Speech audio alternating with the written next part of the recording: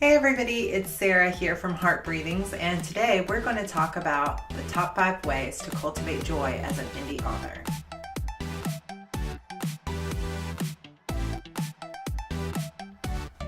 Number 1, and this is like rule number 1 in my entire life because I have a real problem with this. Rule number 1, don't compare yourself to other authors. Seriously. This is the number 1 rule in my life because I grew up being compared to a lot of people and having this idea instilled in me that I was never good enough, keep going. And I'm telling you right now, if you compare yourself to other people all along your journey, there's always going to be somebody better than you. There's always going to be somebody doing it faster, doing it better, having more fans. They're going to win more awards. Even if you're like number 1 New York Times bestselling author, there's always going to be somebody who got number 1 twice. There's always going to be somebody one step above you. And if you focus on that person in a way that's negative, that makes you feel like you're not good enough, you're in for really, really tough times. If it motivates you to look at other people and go, wow, I want that, I want to do that, I'm inspired by them, it's not really comparing yourself. That's more like allowing that person to give you inspiration for what you want to be. The problem comes in when you look at somebody and you're like, why can't I have that? Why did they have that? Why do I not? And you look at them and you allow that to make you feel like you're less than what you are. Because we're all on our own journey here. We are all on our own path. And just because somebody else is over here and they're getting a lot of attention doesn't make them better than you. It doesn't make them more worthy than you. Just because somebody has 5 times more sales than you, it doesn't make them a better writer. It doesn't make them a better person. It doesn't mean they have a better life. I know you guys have probably heard this a lot, but we live in a social media age where you're constantly seeing everybody's highlight reels. I know you've heard that before, but it is so true. You're seeing everybody's perfect Instagram pictures where they're putting filters and they're whitening their teeth and they're got perfect skin. But in truth, that may not even be hardly what they really look like. And they may be sitting on the beach, but you don't know that they just had a fight with their husband. You don't really know what someone else's life is like. All you're seeing are like the highlight reels. And even it comes the same way when it comes to indie writing. These days with Kindle Unlimited, you could see people that are like number 100 in the Kindle store and you could be like, man, I wish that was me. I can never get to number 100. And you can let that just destroy you. But what you might not know is that that person is cheating to get there, or that person spent $5,000 in Facebook ads this week to get there, and you're not willing to do that, or you don't have the funds to do that at this point in your life. It could also just be that person wrote an amazing book that really resonated with a lot of people, and you haven't found that voice for yourself yet. It doesn't make them any better than you just because they found it now. They found that like tipping point. And you know what? The truth is, even if you never get to that top 100 spot, it doesn't mean that you're less. So comparing yourself to everyone else out there, all it does is make you feel bad. All it does is make you doubt yourself. Don't do it. And one thing, because this has been a problem for me in the past, one thing you can do is just stop paying attention for a while, like literally stick your head in the sand and stop looking at the bestseller list, stop going to author groups, stop listening to, the chatter about who's the best or who's got this award, or who's got this award. Just stop paying attention to it for a while, like a comparison detox. That might really help you. So that's rule number 1. Don't compare yourself to others. It does nothing but steal your joy. Number 2, don't let your sales numbers define you. This is very similar to number 1, but it comes in a more personal level. This business is literally, it's not like this where it's like, oh, once you've reached a certain level of sales, you're going to be there forever. And it's sadly for most of us also not like this where you're like constantly going up and you're always selling more than you did the month before. I wish that it could just be guaranteed to be that way, but it's not, and it's never going to be.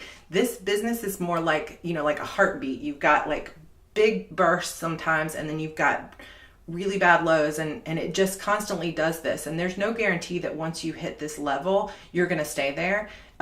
Even from year to year, you may have a year where you sell 50,000 books one year and 10,000 books the next. And there sometimes it might be frustrating because it could be like, I just published 3 times more books than I did last year. Why am I not selling more? And there may be no great answer to that. Trends change, readers' habits change. Amazon and all the other vendors change the way that they run their store, and so you might not have as much visibility as before. But then you might have times where you're like, wow, my sales are just going crazy. It's amazing. What you need to keep in mind throughout that entire process is that your sales numbers don't define who you are. Your sales numbers do not make you amazing and wonderful and worthy when they're great, and then they don't make you a complete piece of crap when they're not great. You are good, and you are the same person, and you are worth the same, regardless of whether you sold 100 books today or 1,000 books today. This is something so important to remember, because sadly, once you get to conferences and book signings, there are going to be some people that will treat you like you're better if you have better sales. And they will treat other people that are like, oh, I've never heard of you before, like you're not worth talking to. And that's an unfortunate side of being a human being, I think. I think we all tend to judge each other by like, well, you've got 20,000 followers on Facebook, so I want to know you because maybe they'll follow me. And I mean, I don't know. I shouldn't be so judgmental, but it's just a fact of life, and it sucks. Because you could be standing there with only 500 followers and you're still the same like amazing, super talented person that you would have been if you had sold 50,000 or you had 50,000 followers. Your numbers do not define you. Number of followers, number of sales, number of dollars you made this month, your ranking, all that stuff does not define you. It can be super fun when it's high, but if you allow that to be the thing that makes you good or not good, worthy or not worthy, then on the times when things are low, you are going to be so low you're not going to be able to write, and you're definitely not going to be happy. Don't let those numbers define you. Number 3, take up a hobby outside of writing and publishing. Now, this could be harder for those of us that are moms, because it's like, I don't have time for a hobby because all I do is write, market my books, and take care of my children, and then hopefully have a little bit of time to, go watch a movie with my husband every once in a while. But the truth is, you need something that's just for you, that's not writing, that's not marketing. For me, if you can't tell, it is planning. And this is something that is very closely related to the writing side of things and the business side of things, but it makes me happy. I have a pen collection. I have a washi tape collection. I have my planners.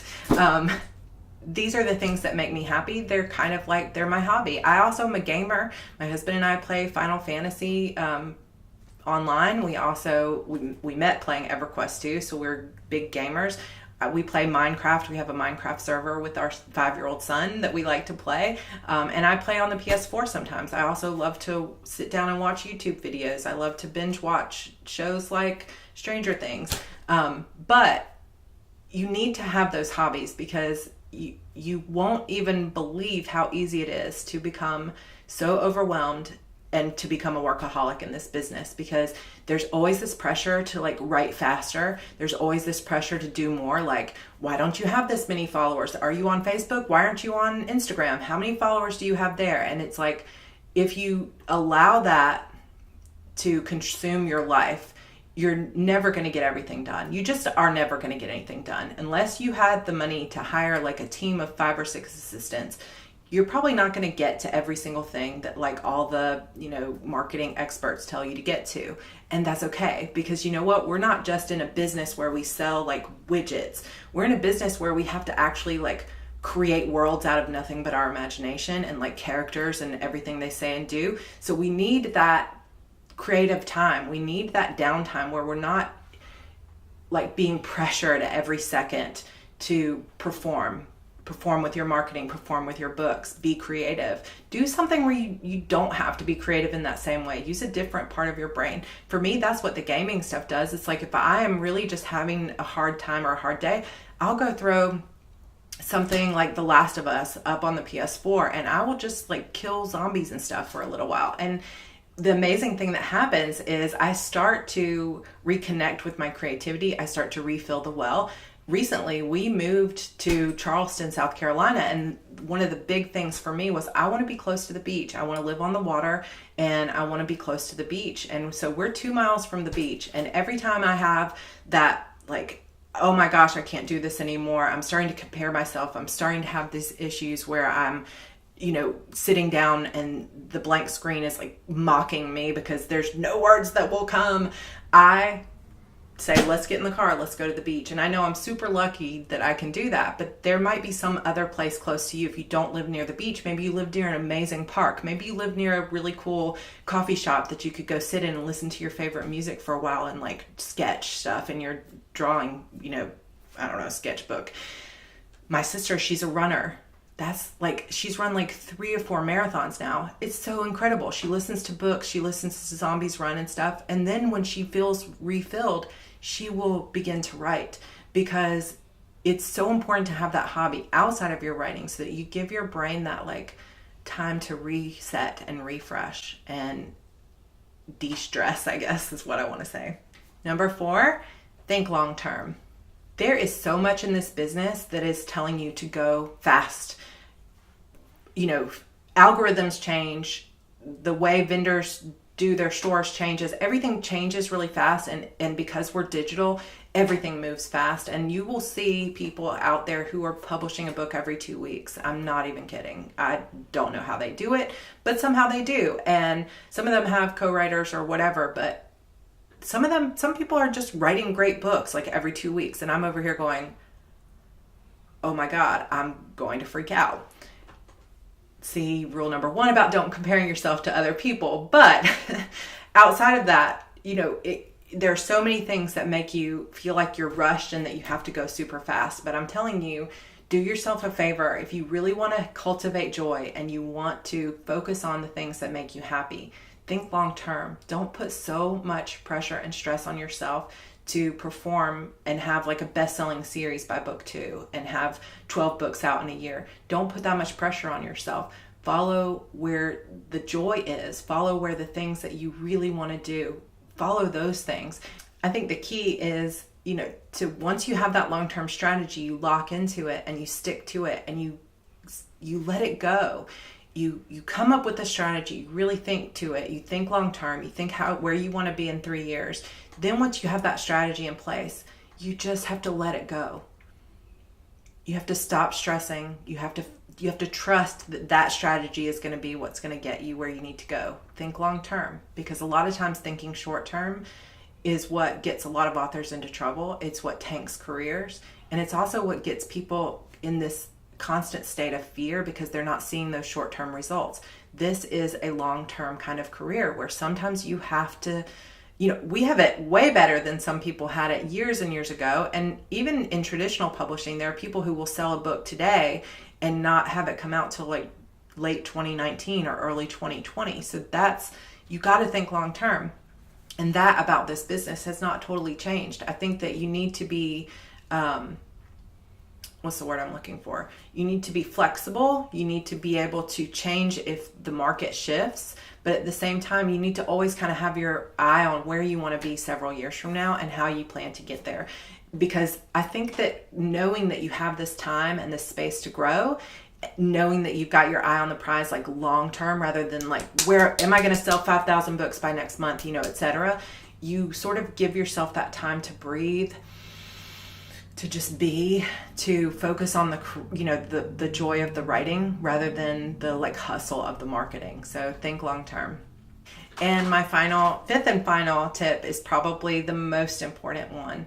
If you want to be joyful as an indie author, write books that you love. I mean, I think it would be easy to say, well, don't we all write books that we love? But no, we really don't, because there are a lot of people who are stuck in this trap that I was stuck in. I'll just tell you a quick story about myself. When I first started wanting to be a writer, this was like back in 2007, I said, I'm going to be a writer, and I quit my job and I started working on some books. And my first book that I wrote was for NaNoWriMo back in 2007. And it was true to me, very much true to me. It was like a new adult style. It was college age horror, basically, like fantasy horror. Is very similar to my Peachville Demons series, my Shadow Demons saga, in that it had, witches and magic. It had a Native American element, which I finally did get to bring back in my Spirit Walker series. But it was all the things that I love most. Lots of twists and turns, fantasy, like scary horror. It was on a college campus. It was some really cool, like romance between a couple of my characters. And it was a mystery. It was like everything I loved. So I was like, this is what I'm going to write, because I didn't know any better about how to write to a market. So I just wrote what I wanted to write. And then shortly after that, I was at a romance writers meeting for Christmas, like a Christmas party. And somebody said to me, oh, well, I was telling them about my book, and they were like, oh, well, nobody will ever buy that, because this was, before indie publishing was really as prevalent as it is now. And they were like, publishers don't buy books about college age characters. Nobody wants to read that. And it was like somebody had literally like stomped on my heart, because I was loving this book. I had written it for Nano, but there was still so much more to go. And I was really having so much fun, because it was just a fun book. It was like kind of like harkened back to Christopher Pike, which was my favorite author as a teen. And I was like just completely stunned that they were saying nobody buys these kind of books because nobody reads them. And I was just like, oh my God, I had no idea. And now I have to change my whole idea of what I want to do. Then somebody said to me, you know what you should try if you really want to start making money is you should write for Harlequin. And so I was kind of like, okay. I mean, I read some Harlequin books, but I didn't really know much about it. But they were like, it's easier to sell for Harlequin. The books are short, and you can make, X amount of dollars. I think it was like $17,000 in advance. And I was so hungry for success and money. I turned to a genre. It wasn't that I didn't like it, but it wasn't what I wanted to write. It wasn't naturally what I wanted to write. And it took me a year to write a book that was based on tropes and everything else that I was, trying to fall into the box of like this silhouette desire line. I was trying to be just like everybody else.